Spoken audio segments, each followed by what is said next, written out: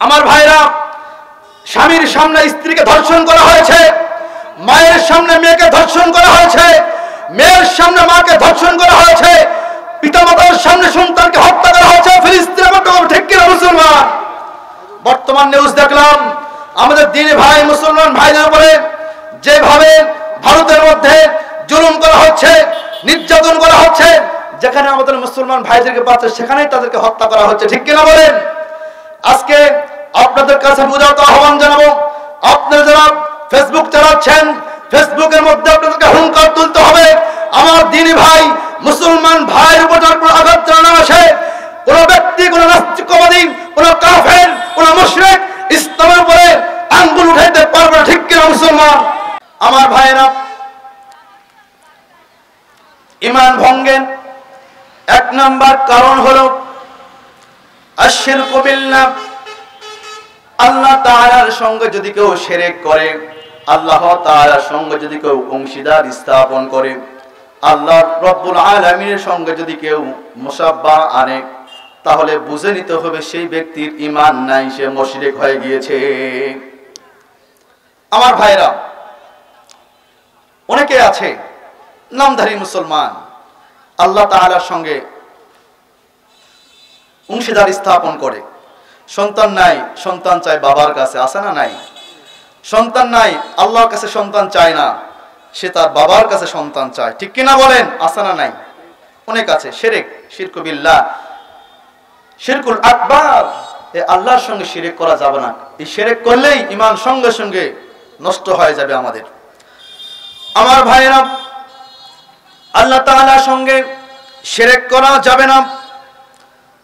কুরআনুল কারীমের সূরা নিসার ৪৮ নম্বর আয়াতে আল্লাহ সুবহানাহু ওয়া তাআলা বলছেন, ইন্নাল্লাহা লা ইয়াগফিরু আন ইউশরাকা বিহি।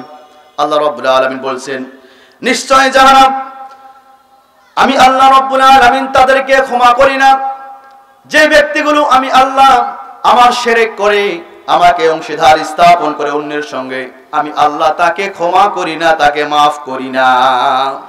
আল্লাহু আকবার। আল্লাহ পাক নিজেই বললেন যে আমি আল্লাহ আমার সঙ্গে যে শিরক করবে, যে অংশীদার স্থাপন করবে, আমার সাথে সাদৃশ্য করবে, আমি আল্লাহ তাকে ক্ষমা করব না, আমি আল্লাহ তাকে ক্ষমা করি না। শিরকের গুনাহগুলি ক্ষমা হয় না। আমার ভাইরা, আল্লাহ তাআলা বলেন, ওয়া ইয়াগফিরু মা দুনা যালিকা লিমান ইয়াশা। আল্লাহ রাব্বুল আলামিন বলেন, আমি আল্লাহ রাব্বুল আলামিন শিরকের গুনাহ ছাড়া অন্য গুনাহগুলিকে আমি ইচ্ছে করলে maaf করে দিয়ে দেই। সুবহানাল্লাহ। শুধুমাত্র আমি আল্লাহ শিরকের গুনাহগুলি ক্ষমা করি না। শিরকুল আকবার, শিরকু বা শিরকু বিল্লাহ, যে ব্যক্তি আল্লাহ সুবহানাহু ওয়া তাআলার সঙ্গে শিরক করবে, আল্লাহ পাক এই গুনাহকে ক্ষমা করবেন না, maaf করবেন না, ডাইরেক্ট জাহান্নামে চলে যাবে। আর শিরকু বিল্লাহ ব্যতীত অন্য যে সগীরা গুনাহগুলি আছে, আল্লাহ পাক ইচ্ছে করলে সে বান্দার সেই গুনাহগুলিকে ক্ষমা করে দিতে পারেন। সুবহানাল্লাহ। এই জন্য আমাদের উচিত যে আমরা শিরক করব না, শিরক থেকে আমাদেরকে বাঁচতে হবে।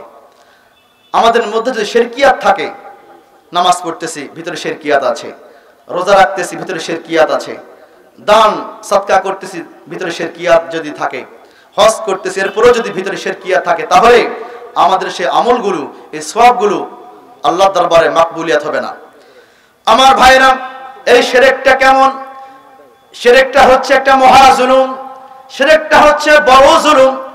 এই শিরকের ব্যাখ্যার মধ্যে আল্লামা দেলওয়ার হোসেন সাইদি রাহিমাহুল্লাহ তিনি একটা ব্যাখ্যা করেছেন, কি শুনবেন।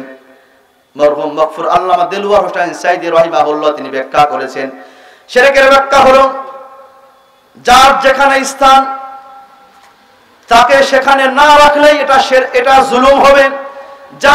যার যেখানে স্থান, সেই ব্যক্তিকে, সেই বস্তুকে সেখানে না রাখলে এটা জুলুম হবে। আমার ভাইরা, জুতার স্থান কোথায়? জুতার স্থান পায়ের নিচে। এই জুতাকে যদি মাথার উপর রাখা হয়, জুতার উপরে জুলুম করা হয়ে যাবে। আমার ভাইরা, টুপির স্থান মাথার উপরে। টুপির স্থান কোথায়? মাথার উপরে। এই টুপিকে খুলে যদি হাঁটুর উপর দেওয়া হয়, তাহলে এটাও টুপির উপরে জুলুম করা হবে আমার ভাইরা, তাহলে বুঝতে পারলেন যার যেখানে স্থান তাকে সেখানে বসাইতে হবে, না হলে জুলুম হবে। ঠিক কি না বলেন? জুলুম হবে কি হবে না বলেন? আমার নবীজি রাষ্ট্রপ্রধান ছিলেন, ওমর রাদিয়াল্লাহু আনহু রাষ্ট্রপ্রধান ছিলেন, তিনি কোরআন বুঝতেন, হাদিস বুঝতেন। বর্তমান যুগে আজ মুহূর্ত যে স্বৈরাচার বাংলার জন্য সরকার ছিল, কোরআন বুঝতো না, হাদিস বুঝতো না, ইসলাম বুঝতো না, কিয়াস বুঝতো না, বুখারী মুসলিম আওরাত কিছুই বুঝতো না, কিন্তু সে তার রাজত্ব ছেড়ে নামতে রাজি হয় না। ঠিক কিনা বলেন? যে কোরআন বুঝবে সেই তো আমাদেরকে পরিচালনা করবে, যে কোরআন বুঝবে সেই তো আমাদেরকে পরিচালনা করবে। ঠিক কিনা বলেন? আমার ভাইরা, তাহলে যে ব্যক্তি আল্লাহর সঙ্গে শিরক করবে, আল্লাহ রাব্বুল আলামিন শিরকের গুনাহকে maaf করবেন না। আমার ভাইরা, সকল ক্ষমতার মালিক কে? সকল ক্ষমতার উৎস কে? আপনারা বলতেছেন আল্লাহ, কিন্তু আমাদের সরকার বলেছিল সকল ক্ষমতার উৎস জনগণ। নাউজুবিল্লাহ বলেন। এই কথার দ্বারা সে মুশরিক হয়ে গিয়েছে, কবিরা গুনাহ করেছে, শিরক আকবার করেছে। ঠিক কিনা বলেন? আমার ভাইরা, সকল ক্ষমতার উৎস হচ্ছে একমাত্র আল্লাহ সুবহানাহু ওয়া তাআলা। আল্লাহ রাব্বুল আলামিন বলেন, আন্নাল কুওয়াতা লিল্লাহি জামিআ ওয়া আন্নাল্লাহা শাদীদুল আযাব। আল্লাহ রাব্বুল আলামিন বলেন সকল ক্ষমতার মালিক একমাত্র আমি আল্লাহ সুবহানাহু ওয়া তাআলা। আল্লাহু আকবার। সকল ক্ষমতার মালিক কি? জনগণ। আল্লাহ একমাত্র আল্লাহ সুবহানাহু ওয়া তাআলাই হচ্ছে সকল ক্ষমতার মালিক। আমার ভাইরা, আপনার সন্তান কে দান করছে? পৃথিবীর কি কোনো বৈজ্ঞানিক দান করছে? পৃথিবীর কি কোনো সায়েন্টিস্ট আপনার সন্তান দান করছে? না না না, আপনার সন্তান দান করছে একমাত্র আল্লাহ সুবহানাহু ওয়া তাআলা। আপনার সন্তান দান করছে একমাত্র আল্লাহ সুবহানাহু ওয়া তাআলা। আল্লাহ পাক যাকে ইচ্ছা তাকে সন্তান, ছেলে সন্তান দান করছে, যাকে ইচ্ছা মেয়ে সন্তান দান করছে, আবার যাকে ইচ্ছা ছেলেও দান করছে, মেয়েও দান করছে, আবার যাকে ইচ্ছা তাকে কোনো সন্তান দান করেন নাই। আছে না এরকম? তাহলে সকল ক্ষমতার মালিক কে? একমাত্র আল্লাহ সুবহানাহু ওয়া তাআলা। আমার ভাইরা, কোরআন কারীমের 6 নম্বর পারা সূরা মাইদার 72 নম্বর আয়াতে আল্লাহ রাব্বুল আলামিন বলেন, লাকাদ কাফারাল্লাযীনা ক্বালু ইন্নাল্লাহা হুয়াল মাসীহু ইবনু মারইয়াম। আল্লাহ রাব্বুল আলামিন বলেন নিশ্চয়ই তারাই কাফের হয়েছে যারা বলে হযরত মারইয়াম আলাইহিস সালাতু ওয়াস সালাম এবং আল্লাহ রাব্বুল আলামিনের পুত্র হচ্ছে ঈসা। নাউজুবিল্লাহ, এরা কাফের হয়ে গিয়েছে। আল্লাহ রাব্বুল আলামিন বলেন, ওয়া ক্বালাল মাসীহু ইয়া বনি ইসরাঈল আবুদুল্লাহা রাব্বি ওয়া রাব্বাকুম। ঈসা নবীকে যে বলে সে হচ্ছে আল্লাহর বেটা, কিন্তু ঈসা নবী তিনি নিজেই বলছেন, হে বনি ইসরাঈলের কওমরা তোমরা শুনে রেখে দাও, হে বনি ইসরাঈল তোমরা আল্লাহ সুবহানাহু ওয়া তাআলার ইবাদত করো, কেননা এই আল্লাহ রাব্বুল আলামিন আমার লালন কর্তা পালন কর্তা এবং আল্লাহ রাব্বুল আলামিন তোমাদেরও লালন কর্তা পালন কর্তা। আল্লাহু আকবার। ইবাদত করতে হবে একমাত্র আল্লাহ সুবহানাহু ওয়া তাআলার। আমার ভাইরা, আল্লাহ রাব্বুল আলামিন বলেন, ইন্নাহু মান ইউশরিক বিল্লাহ ফাকাদ হারামাল্লাহু আলাইহিল জান্নাহ ওয়া মাওয়াহুন নার।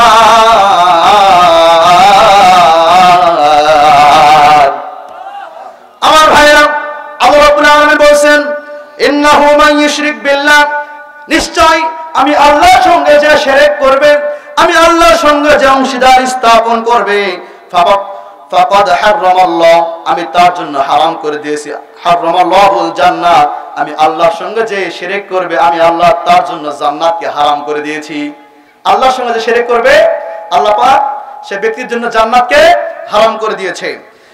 ওয়া মাওয়াহুন নার, এবং সে ব্যক্তি ও শিরক ব্যক্তি জাহান্নামে অনন্তকাল সে বসবাস করবে, অনন্তকাল সে থাকবে। আমার ভাইরা, ঈমান নষ্ট হওয়ার 2 নম্বর কারণ হলো আল্লাহ ও বান্দার মাঝে কোনো মাধ্যমকে আনা।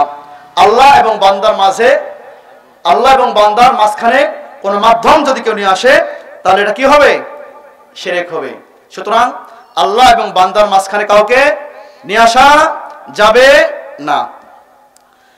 আমার ভাইরা, অনেকেই মনে করেন আমি অমুক ব্যক্তিকে ভালোবাসবো, অমুক ব্যক্তিকে যদি খুশি করতে পারি, অমুক ব্যক্তি আমাকে আমার শাফায়াত করে জান্নাতে নিবে, বা আমি যদি অমুক ব্যক্তির খেদমত করতে পারি, খুশি করতে পারি, তাহলে অমুক ব্যক্তি আল্লাহ তাআলার নিকটবর্তী আমাকে করে দিবে। এমন আকীদা রাখা যাবে? যাবে না।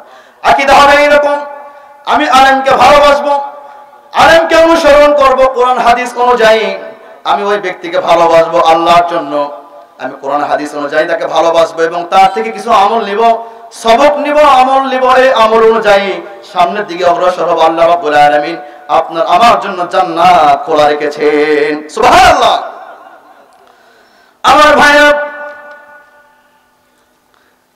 3 নম্বর হলো ঈমান নষ্ট হওয়ার 3 নম্বর বিষয় হলো মুশরিক। যারা মুশরিক হবে এদেরকে মুশরিক না মনে করলে ঈমান নষ্ট হয়ে যাবে।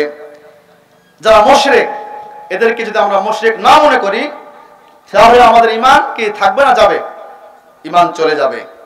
এবং যারা কাফের হবে এদেরকে কাফের মনে করতে যদি অন্তরের মধ্যে সন্দেহ হয়, না এই ব্যক্তিটা মুসলমান হতে পারে, আমাদের সঙ্গে ঘরে জুব্বা আছে, টুপি আছে, সবই আছে, সম্মানিত হাজিরিন, যদি কেউ কাফের হয় তাকে কাফের মনে করতে সন্দেহ হয় তাহলে আমাদের ঈমান চলে যাবে।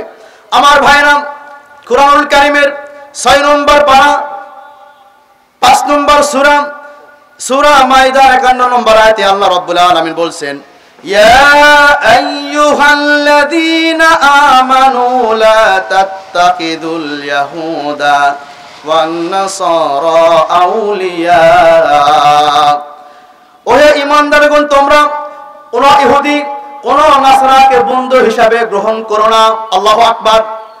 আল্লাহ রাব্বুল আলামিন নিজে বললেন, ওহে ঈমানদারগণ, তোমরা কোন ইহুদিকে বন্ধু হিসাবে গ্রহণ করো না, তোমরা কোন নাসারাকে বন্ধু হিসাবে গ্রহণ করো না। এতদিন কিন্তু আমরা ইহুদিদেরকে বন্ধু মনে করি নাই। মোদিকে আমরা বন্ধু মনে করি নাই। মোদিকে কিন্তু আমরা বন্ধু মনে করছিলাম। মোদি সরকার, হিন্দুস্তান, যে হিন্দুস্তানে আমাদের দ্বীনি ভাই মুসলমান ভাইদের উপরে জুলুম করা হয়েছে, নির্যাতন করা হয়েছে, নিপীড়ন করা হয়েছে, এমনকি ফিলিস্তিনের গাজার মুসলমান ভাইদের উপরে যেভাবে জুলুম করা হয়েছে, নির্যাতন করা হয়েছে, পৃথিবীর কোন রাষ্ট্রে এরকম হয় না। কত ঠিক কিনা মুসলমান?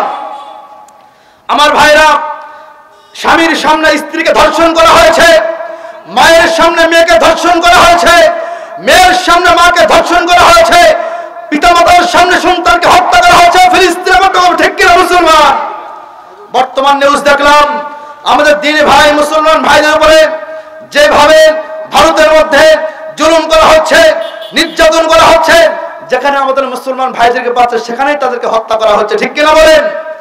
আজকে আপনাদের কাছে বুঝাতে আহ্বান জানাবো, আপনারা যারা ফেসবুক চালাচ্ছেন, ফেসবুকের মধ্যে আপনাদেরকে হুঙ্কার তুলতে হবে, আমার দ্বীনি ভাই মুসলমান ভাইয়ের উপর কোনো আঘাত চালানো আসে, কোন ব্যক্তি, কোন নাস্তিকবাদী, কোন কাফের, কোন মুশরিক ইসলামের উপরে আঙ্গুল উঠাইতে পারবে না। ঠিক কিনা মুসলমান? একটা কথা মনে রাখবেন, যতদিন পর্যন্ত পূর্ব দিগন্ত থেকে সূর্যোদিত হবে, পশ্চিম দিগন্তে সূর্য ডুববে, ততদিন পর্যন্ত বাংলার জমিনে ইসলাম আছে আর থাকবে। কোন বামার রাম পৃথিবীর কোন পরাশক্তি হোক না কেন, বাংলার জমিন থেকে ইসলামকে উৎখাত করতে পারে নাই, পারবো না। ঠিক কিনা মুসলমান? আমার ভাইরা, হাসিনা সরকার আভ্যন্তরিক ভাবে, প্রকাশ্য ভাবে, বিভিন্ন ভাবে পাইতারা চালিয়েছিল বাংলার জমিন থেকে ইসলামকে উৎখাত করে দেবে। কথা ঠিক কিনা? এর জন্য আলেম ওলামাদেরকে আইনাঘরে ঢুকিয়েছে, জুলুম করেছে, নির্যাতন করেছে, এমনকি জেলখানায় বন্দী করেছে। ও কোনো অপরাধ ছিল না, অপরাধ ছাড়াই জেল খেটেছে, জুলুম হয়েছে ওলামায়ে কেরামের উপরে। এর কারণ হচ্ছে ওলামায়ে কেরামকে যদি সরিয়ে দিতে পারে সাধারণ মানুষ তো কোরআন হাদিস বুঝে